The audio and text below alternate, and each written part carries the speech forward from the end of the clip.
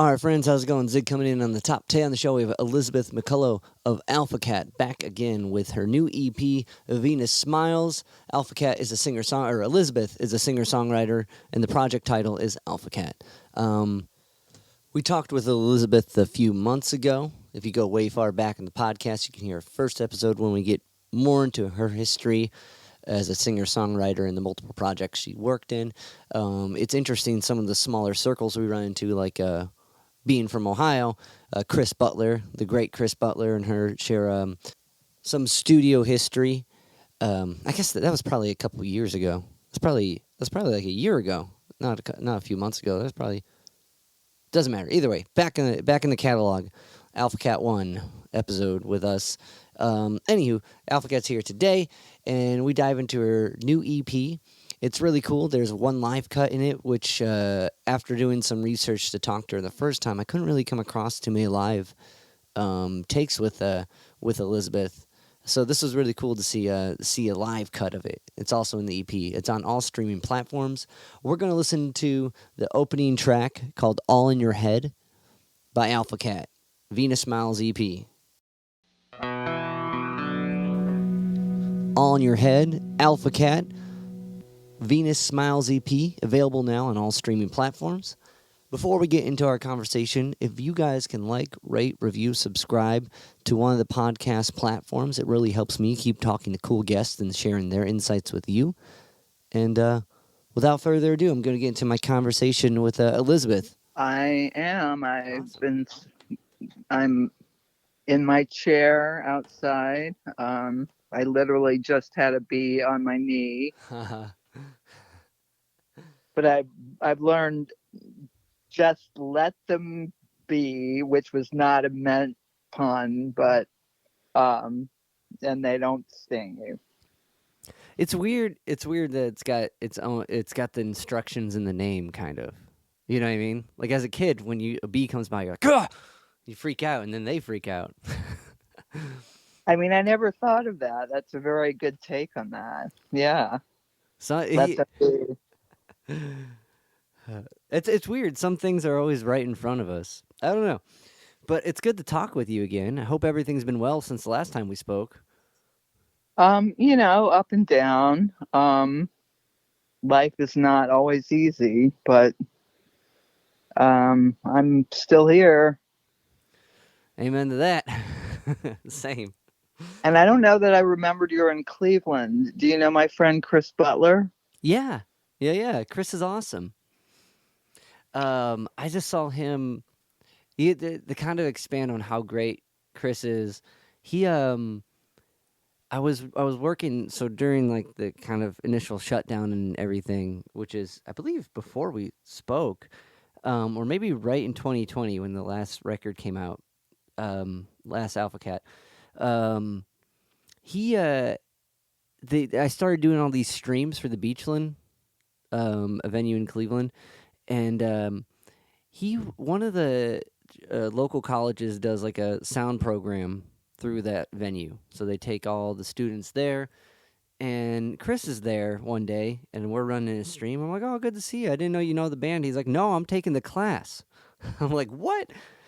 You think?" Yeah, Right? Like the guy has he's a Gemini. Yeah. He always wants more information. He always wants to learn more. Yeah. It's That's why he's so youthful. right. I just love how passionate he is that he's willing to take a course after all that he's musically accomplished. He's quite like when it comes to recording and like stuff like that, learning. He's got a lot under his belt, but But it's like everybody has gaps, right, and he's always trying to fill them in. right. I love that guy. That guy's awesome. Oh, he went to London with me 2 years in a row and Yeah. played empty rooms. He rehearsed with me until he left New York.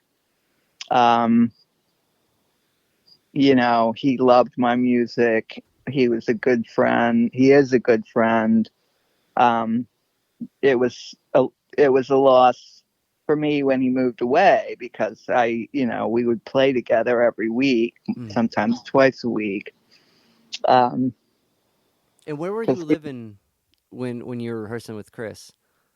I was in Manhattan. Oh, okay, okay. And he moved to Akron, Well, you and said? he was in Hoboken, Oh, and he okay. had a big loft studio there, and so we would trade off. Like I'd go to Hoboken, and he'd come to me, back and forth like that. Gotcha, gotcha. That's awesome. He's the best. Um, One thing I wanted to pick up where we left off with our last conversation was you were starting a record label, and I remember you were telling me about this poet you were working with. I wanted to ask how that's been going.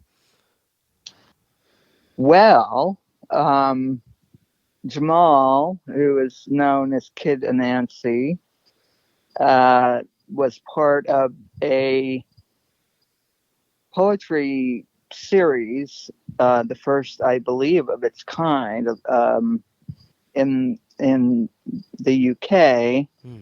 and a big part of it having been made, and a big part of the show. And they won a BAFTA their first season. They beat all these long-standing shows, Dancing with the Stars, and Wow. then he was asked to do Glastonbury. Yeah. So Nice. he's running poetry nights now, and he's getting grants, and that's delayed the making of the record because he's so on fire already that it's like, I mean, I can help him make a record because he's never done that, Hmm. but um I don't need to tell him how to perform on stage or how to write.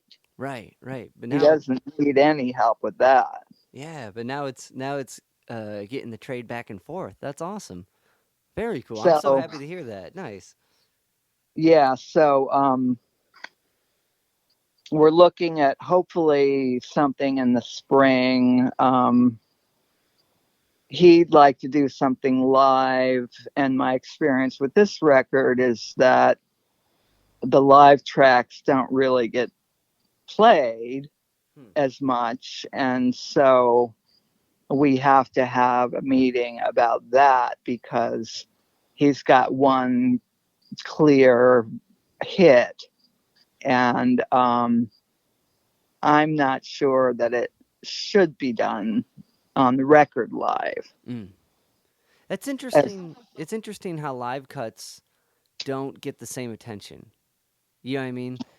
well, if you're Led Zeppelin or The Who or Nirvana, when there was MTV Unplugged, Right. that stuff got played, but that's because they were them, you Right. know. Right. And I guess like with unplug, that's kind of like it's a specialty. It's almost the record cut in a way. It's the record cut of that acoustic. Like there's a reason. It's not just a live performance. There's like an already sold special thing about it. And like maybe Well, and Kurt Cobain, right and um, aside from the that was talent, yeah. such a brilliant, brilliant show special for Right. you know. Yeah. I mean, it. I don't think. I don't know. Maybe some people who saw it weren't blown away, but I certainly was, and I immediately bought the record, and I still listen to it sometimes. Same. It's one of those it's one of those performances where it's like the the when you're in a room and you see someone perform, there's a certain feeling and essence and like experience you have whilst being there. And when you Mhm. watch like a video of it, it like becomes less potent. Like it becomes less, you feel it less. But there was something so potent about that performance that even the recordings resonated. I think that like you were at that experience. Like there's not maybe that's the answer for why live concerts don't work the same way, or live cuts don't work the same way, is because part of that magic's gone. But I definitely that's one of the cream of the crop as far as like because that when you anytime you listen to that, that hits just as hard. Well, and the covers, as much Oh yeah, as, The Man Who Sold the World. yeah, Oh my God. yeah, yeah. Lead belly at the end, and like, man, how many like people dove into those guys, Bowie and Lead Belly, and the Meat Puppets after that. Right.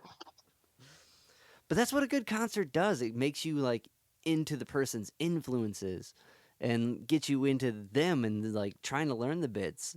I know I have a lot of friends that started playing and started trying to sing after it was like the Beatles Ed Sullivan performance in a way. I think Oh, would be really? another, you know what I mean? Like I have a lot of friends that were so impacted by that record, you know, and I don't, maybe the acoustic thing makes it seem a little more doable. I don't know.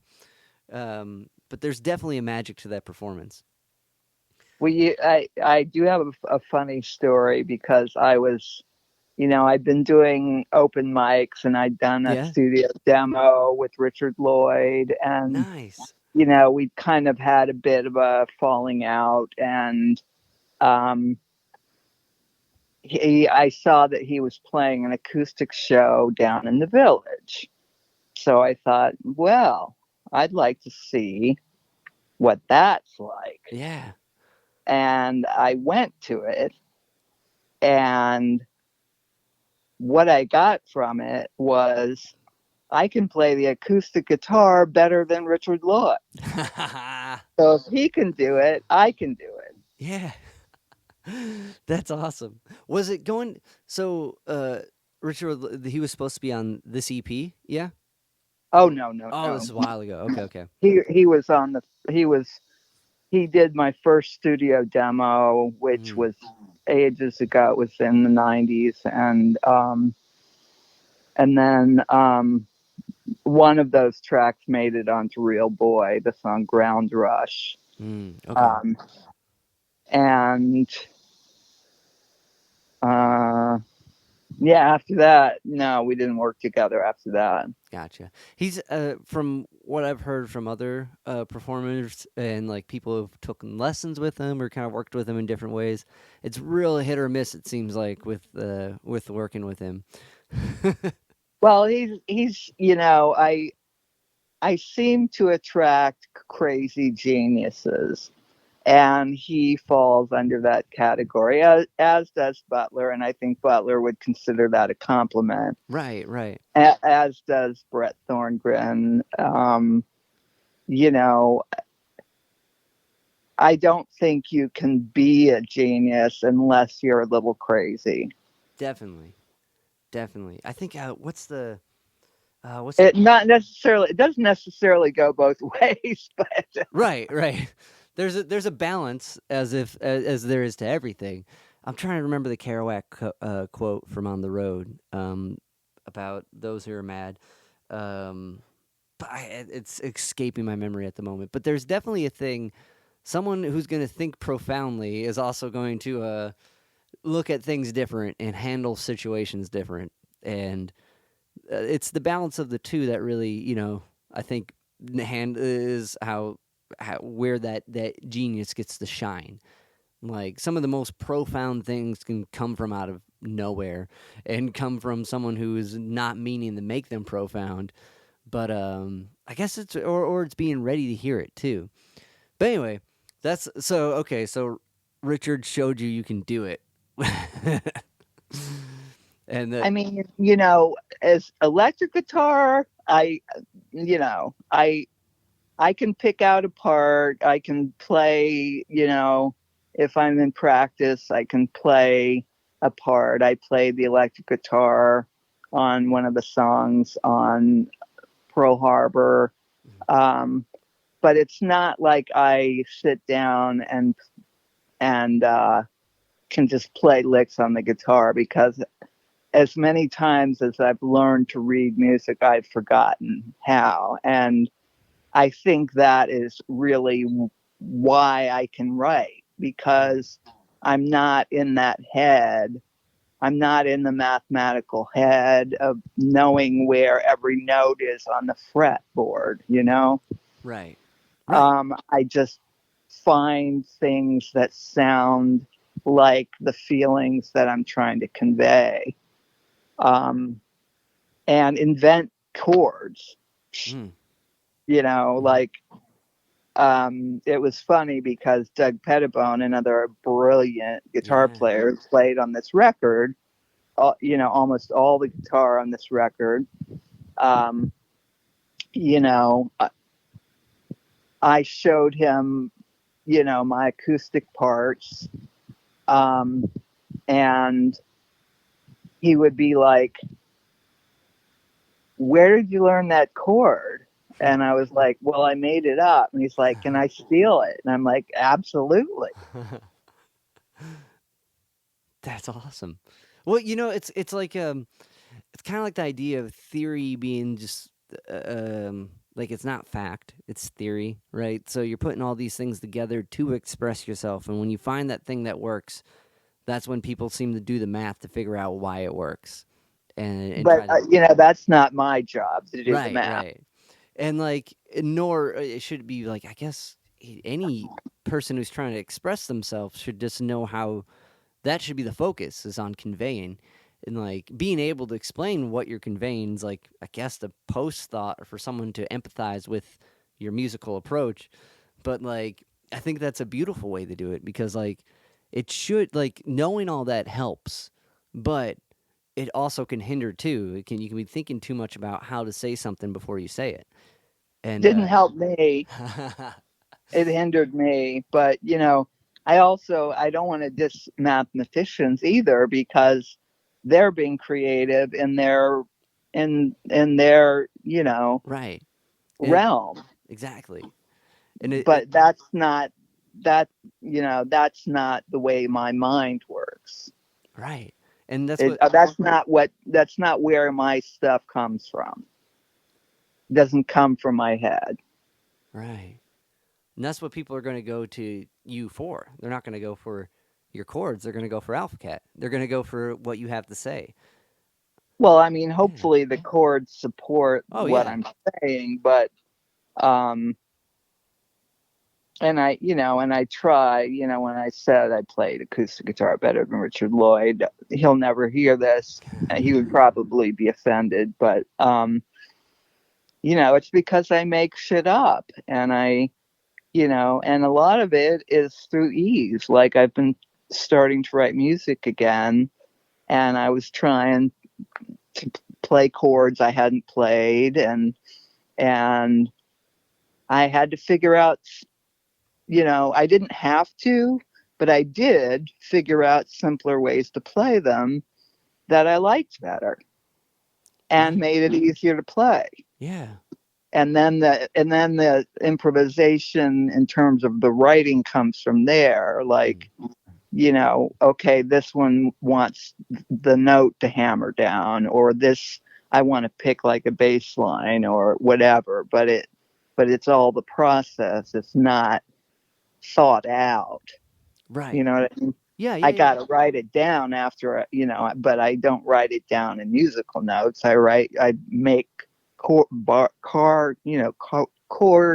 bars, Okay. and I draw the chords, and I say what fret they're on if they're not on the first three, and that's how I notate my songs. That's cool. I think like the structure of like music school and music teaching can be so intimidating and discouraging that when it comes down, I feel like that's the kind of drawback from it. So it's learning in that sense where it's like you're learning you through music. Like, you know what I mean? Like, you're writing down chords and learning how to convey this song and where this narrative needs to go. And it's like building the chords, you kind of give yourself the canvas to put the story on. Um, so it's like learning how you can do that for your song. And like, I think that's in the grand scheme of things, like someone who can like tear apart jazz theory could probably tear apart the theory of an Alpha Cat song or a Ramon song or whatever, because it's all still music. Well, But a Ramones song. yeah, That's like, I was throwing like different, different examples. Like there's a lot of chords going on, but they're moving to a progression. Um, And though Right. they are bar chords for the most part, there's implied minors and majors, but that's only from thinking it big scale wise. They I wrote mean, I love the Ramones. Don't right, get me wrong, but the music was not complete. You know, it was not complex. right. No, like But that was kind of the beauty of it. That was the beauty of it. 100%. They paved the way for everyone learning themselves in a way, like in a way, kind of what you're doing, like off of. And I think part of it is just seeing someone be able to do it. You know, like seeing that you can play guitar better than Richard Lloyd. I don't. You know what I mean? Like, or acoustic guitar. I'll be No, specific. I'll be specific. You know, not electric guitar. yeah, No way, yeah. never. Well, yeah, that's. Not in this lifetime. I, do, I well, no one's gonna play Richard as good as Richard. Um, but kind of diving into like so with the Venus Smiles EP, a lot of these songs are coming from like different. It feels like different kind of writing. Were they like kind of are they aiming towards this new record or are they bits from the last few? Well, two records came from those sessions. Yeah. Um, Sorry, I just had to put on a sweater. Um, and the overall theme was the Venus smile concept. When will Venus smile on me? Mm. But and there were and in the end we recorded all the instrumentals for 15 songs before I lost my voice and couldn't finish. But in the end, I cut 4 or 5 of them because they just weren't good enough. Mm. And it wasn't that they weren't played, brilliantly by Doug and Reggie and Jason and John Maddox, who played on a few of the tracks that unfortunately didn't make it on the record, not because they weren't played incredibly well, but because the songs just were stupid to me. Like when I look back on them, I was like, what is this? Like, I'm not putting that out. Mm. Was it well? Part of the process is weeding out what doesn't fit, but to find out it doesn't fit, you got to complete it. So I totally I understand that. Like, Well, not well. I mean, the editing process is such a long process because, you write all these lyrics and then you edit the hell out of those. I can't remember if I can curse on this one. you can curse. You edit the fuck out of them, and then you have all these songs that you got to write music to, or all these lyrics, and then more fall away, Mm. and then you write the music, and then more fall away. Right, right. And the recording, this is actually the first series of recordings that Thatched Roof and Being a Smile that I actually cut songs that were recorded. Mm. Because even though I had been gigging out most of them, with like a third incarnation of Alpha Cat or a second incarnation, or the LA incarnation or the London incarnation,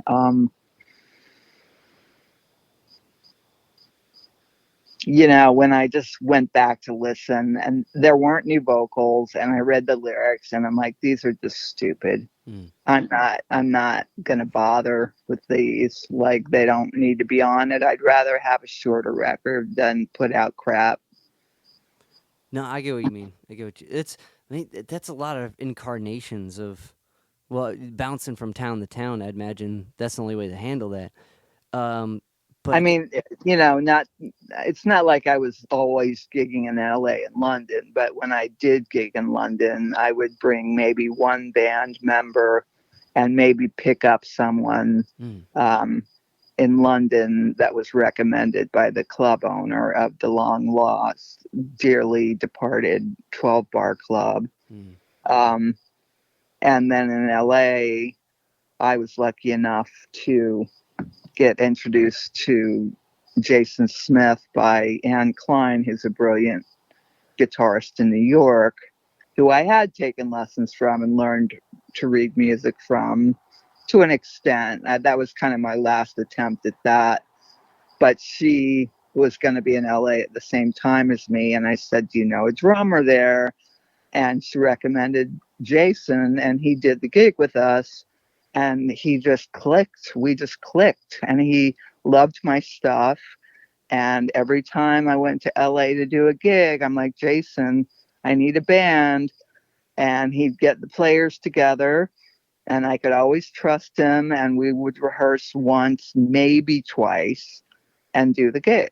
Mm, And that's why I went to LA to make that record with Jason. gotcha. Okay. So I mean that. He's the one that brought in Doug and Reggie Okay. because I didn't know who they were. Right. But like going through like these kind of recarnations of everything and like carry through like when you meet someone for the first time that kind of present Alpha Cat, present what you want to do, is it more because I imagine that's got to it's hard enough to get one group of people to be like I dig what you do, and you've done it multiple times. Like there has to be a skill set of conveying this to this new group. Like do you typically like present your material in a way that's like acoustic or already like in a recorded version, so these guys Um, are hip to it or not hip to it or like want to practice or don't want to practice?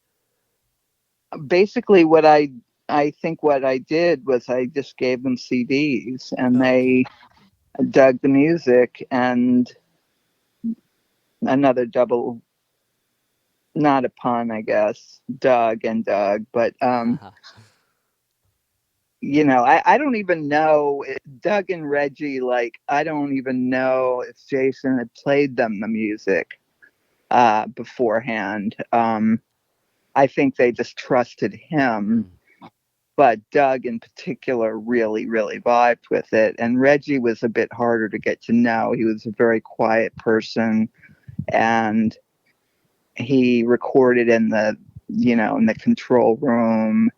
And I didn't really have to tell him anything to do. I didn't really have to tell them, aside from, I mean, as a producer, I like this, maybe not that.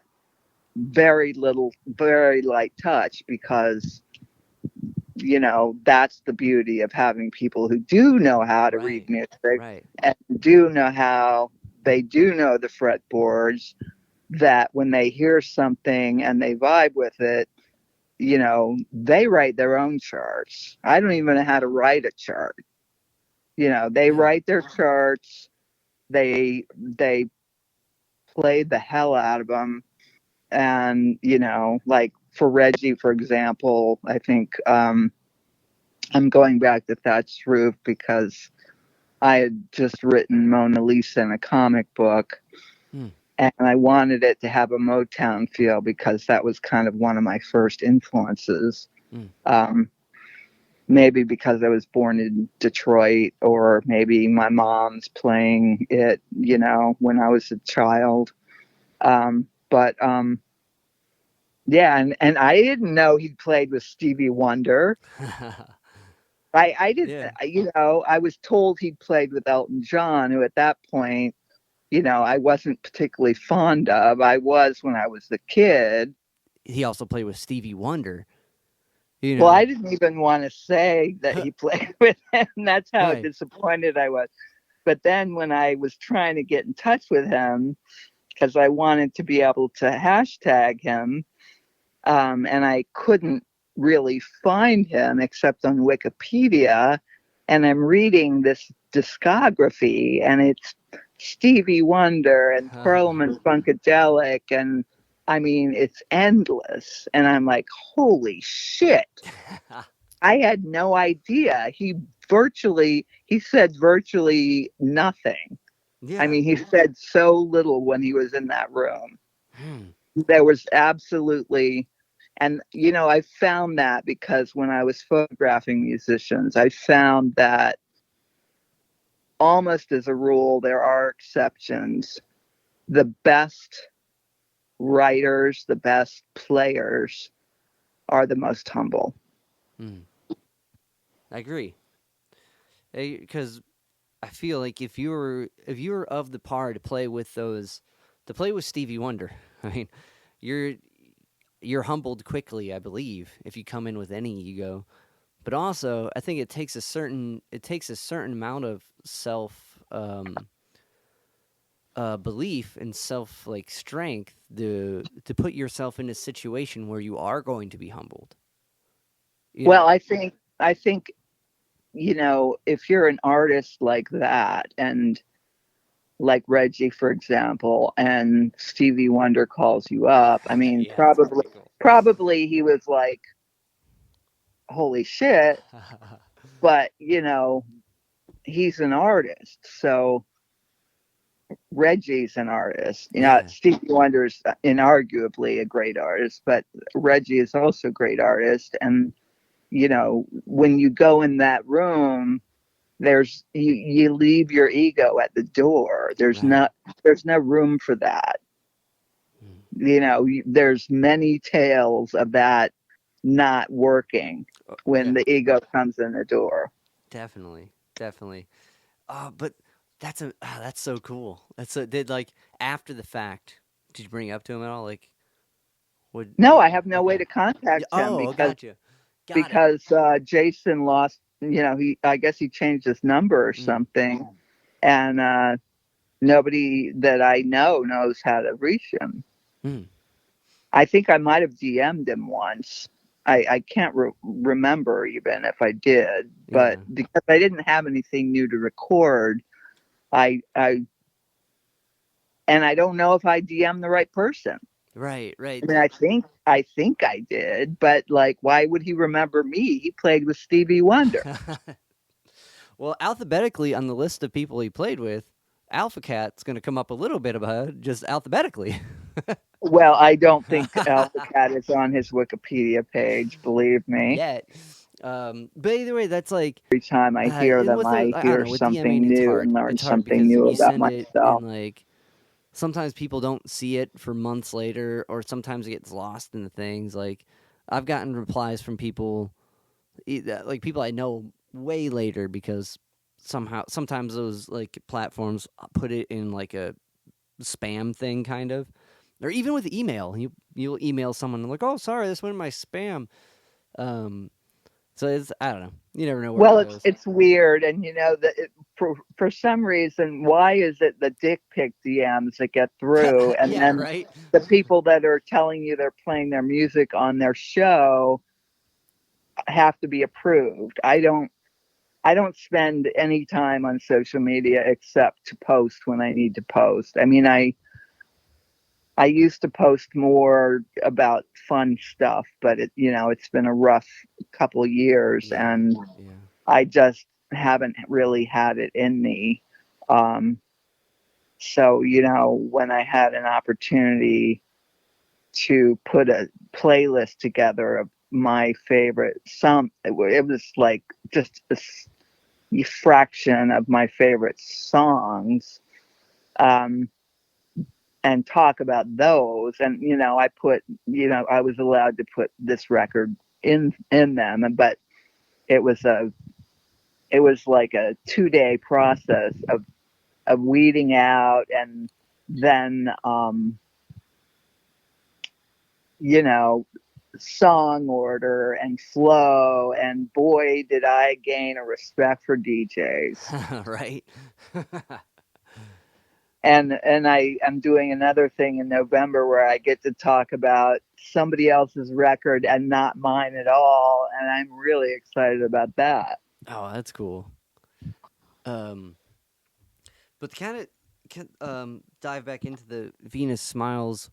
What's that It is concept? Venus Smile. It is Oh, it's not Venus Smile. Smiles. Sorry, my Venus Smile. But the idea of Venus Smile, what like because like going through the tracks like that and Orbit, I'm like, this is a very from our last conversation, like it seems right up your alley. But what is the Venus Smile as far as that concept? Well, I mean, I think it's kind of laid out in the song.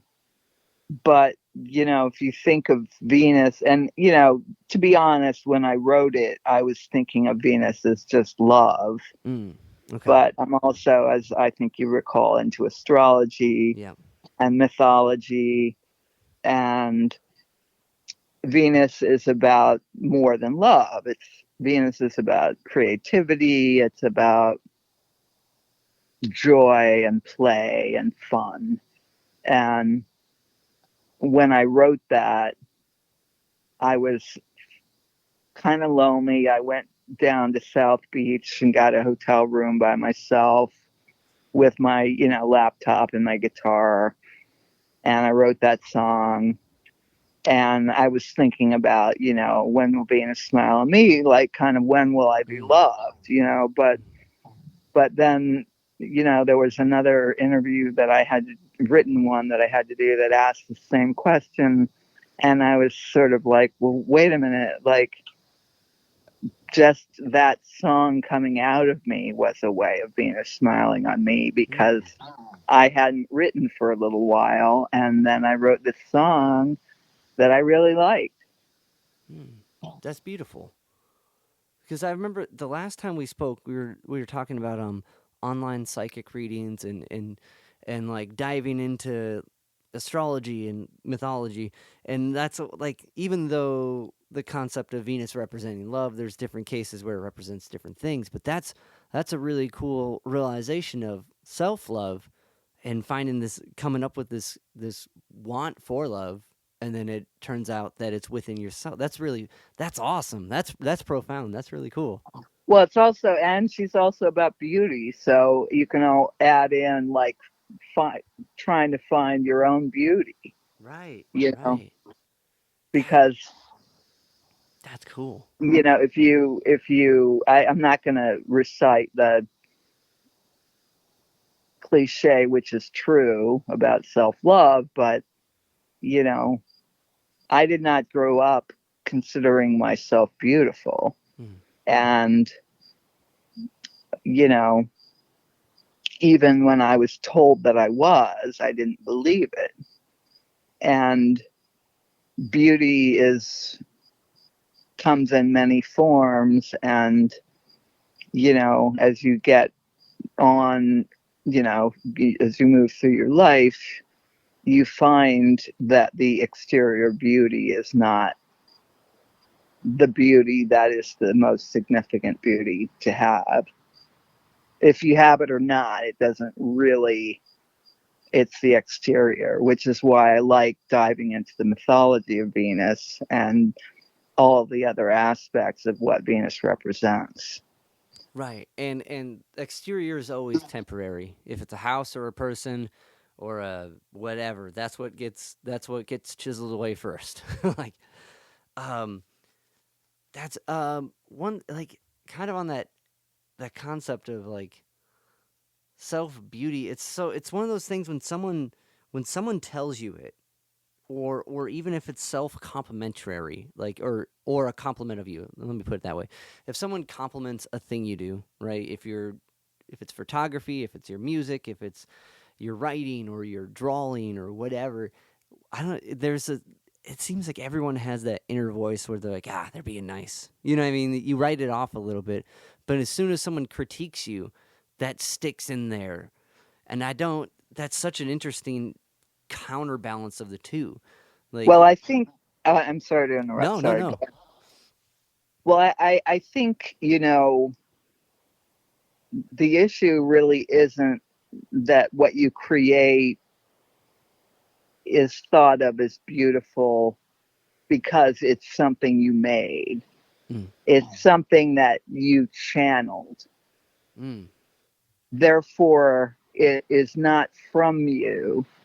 It is simply something that filtered through you. mm, And if somebody compliments my work, I do take it in because it's not me. mm. I'm just the filter. Okay. That would make it a lot easier to accept. like because it's also it is, and just to be in that kind of creative headspace of seeing something as beautiful and or seeing something as inspirational is kind of like there's that outside thing informing you. That's cool. I mean, Yeah, yeah. and just the same, like, the things that don't work probably are the things that did come from me or from my head and didn't work, you Yeah. know? I mean, I can use a really great example from when I was painting in college. Um, and I had tried to paint a landscape and I was doing it from my head and I was drawing every leaf Mm. and it looked like a cartoon. It was horrible. It was hideous. It was awful. And then one day I just went out. I went to school on top of a mountain in Tennessee, and there was just this valley and this vista. And I remembered what my art teacher had said to me, like, paint what you see, not what you think you see. Mm. And I started blurring the leaves into each other. And I have this beautiful painting. It's the only landscape I did that I have that I love, that is because I didn't do it from my head. Mm. It's getting out of your own way. That's cool. Hmm. So, the kind of backtrack. You went to college for painting or for arts? Well, I was a double psych and art major. Okay. And because, my father was a very logical man, he was an engineer, and my mother was considered an artist. She was an artist. Mm. And I had always done art my whole life. And I did very well in school, um, and I was interested in human psychology, absolutely. But, you know, there was there was a point where I had to take physiological psych, and I had seen, I think the semester before, the kids with they had taken there was like a half round driveway around the science building, and there were these flat rocks around it. And they were out there dissecting dead cats. Oh, And I'm like, I'm out. out. Yeah, yeah, I don't have to validate my intelligence with science. And I just dropped it. yeah. I'd join you on that one. That's too much. Uh, but But it was like, that's what it took for me to realize I didn't have to validate my intelligence with science right. That's because I felt that I needed to. mm. And the standard for doing that is through school, like through schooling, and that's a really interesting upbringing to have, like kind of the both sides of the brain as parent figures. Like that's really cool to kind of get the. I bet there's a lot of crossover in between the two that you've probably Well, noticed more than maybe others who haven't grown up with kind of a representation of both. ironically, they were brought up in a time when, ironically, and they were both Libras. Mm. Their birthdays were 3 days apart. Libra is an artist. My mother was a brilliant mathematician, and my father had the soul of a poet. Hmm. But he had seen his father beaten down for trying to be a comedy, a comedic writer. Um, and my mother had no self esteem because she had a very traumatic upbringing in childhood. Hmm. And so my father really should have been the artist, and my mother should have been an architect, but they weren't able to fight the stigma Mm. that a man that's an artist is not a man, and a woman that's a woman can't be an architect.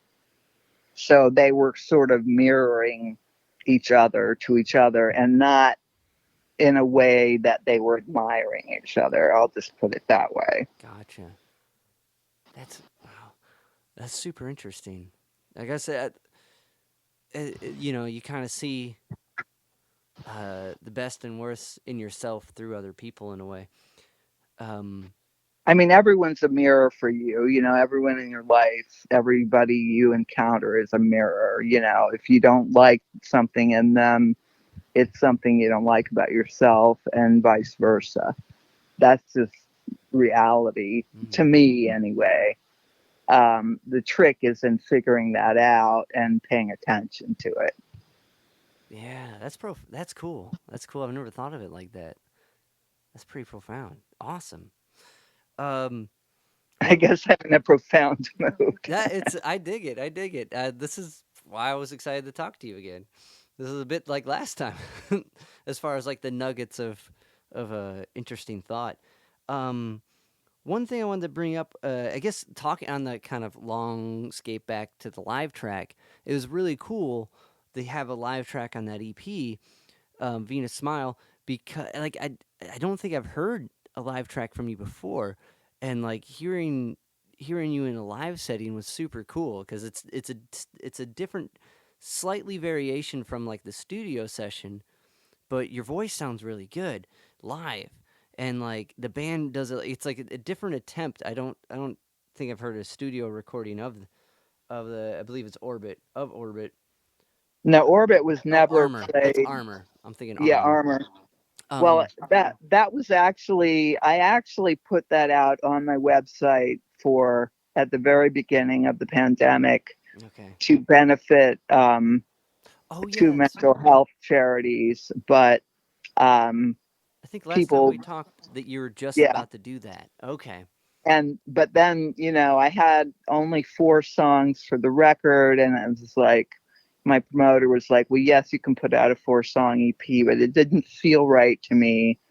And then at the time of the Jacob Blake situation in Kenosha, I was extremely, extremely distressed and freaked out. And I ended up staying up all night teaching myself iMovie and making a video with that track underneath it Hmm. because, you know, the line "now our armor gives us no protection" took on a whole new meaning. When you're Yeah. watching, Yeah. when you're looking at shots or watching video of U.S. tanks running down peaceful protesters. So that's why I put it on there. Yeah. I mean, the fact that yes, I can play live and sing live. It was just me and Angela Babin on guitar, and then Butler played on bass on Wichita, I believe it was. Hmm. But other than that, it was just the two of us. But still, yeah, it was cool. I know I enjoy it because you get like, well, at least when I dive in to talk to someone, I try to listen to everything that's available at the time and try to dive back and see if there's things not hidden but put somewhere else.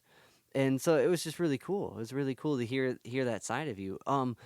With that fundraiser, is that still going? Well, it's still up. Yeah. Okay. Nobody's buying it. Well. Every penny. It's not like this bullshit. We'll pay 10% of the net profits to breast cancer awareness up to $10,000, or I like 100% of what was the purchases that were made on that set of recordings went to those charities. I didn't keep a penny. Yeah, which is badass. You put it all in. That's Well, it would have been if it had actually generated some help for these charities. I mean, I donate to them on my own, but I thought, like, this is something I can do that maybe I can give more than I physically, that I'm financially capable of giving, and give other people a chance because, having had mental health, you know, instances of difficulty in my life, um, I saw from the very beginning of the pandemic that the shit was going down. Yeah. And that's why I did it pretty much right after that. But people were like, oh, it's free. It must not be any good. And that was kind of I think, the general overview of it. And there were even comments about that on some of the social media, like, well, if it's free, like, it must not, and I also had put my record, I had just put out Thatch Roof, and Yeah. So there's already a lot of like stuff well, being pushed. I get there it. was, what I had done when I put up what at the beginning of the pandemic, and I knew people were going to not have money and not have jobs. I put it up for like, 10 cents a track or something. And again, the the general purview was suspicion, and if it's this cheap, it must not be any good. It's only if you charge a lot of money for stuff that people actually think it has value, which is a sad commentary on this country. Right. It is weird. It is weird that um that's where this is a rare thing and it's it's unique. That's why it cost this much. And then fill in the blank book, movie, record, and then when you get it, you're like, well, they didn't really mic the saxophone good on this rare Coltrane record, or whatever the case is. Like the value is almost what people say it has. It's kind of like diving into that whole NFT craziness of Yeah. you're right. But I still think that's badass that you did that, and I think it's worth plugging again. Um, Bane, Thank you. no, and like, but you're always doing badass stuff. So I appreciate you taking time to chat with me today, and it was good catching up. Yeah, always a pleasure.